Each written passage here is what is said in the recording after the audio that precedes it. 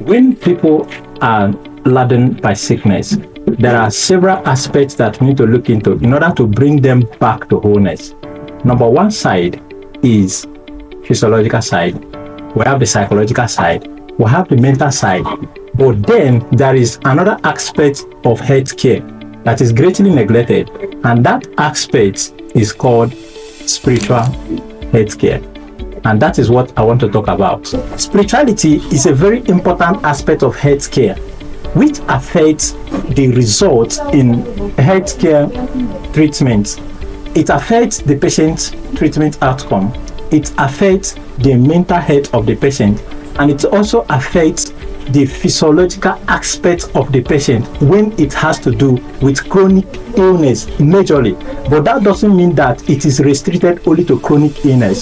There are still aspects of health conditions that spiritual aspect of that patient need to be greatly cared for in order to get the person back to wholeness. Remember, the goal of every healthcare professional is to return back whoever that is a patient now back to wholeness. So in order to get that done, every aspect of that patient's life has to be put into place in order to get what you are looking for.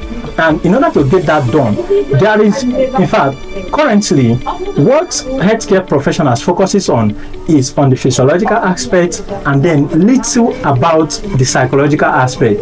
But greatly, they do not look at the spirituality aspect of that patient. Now, the reason is simple. The reason is that most of the healthcare professionals, they lack the basic skills that it takes to access spirituality. Is it assessing the spiritual health of any patient? It's just like as we have outcome measures in general physiological aspects of physiotherapy, we also have skills, basic skills, and also outcome measures, spiritual outcome measures that one can employ in order to ensure that you are handling that aspect of that patient.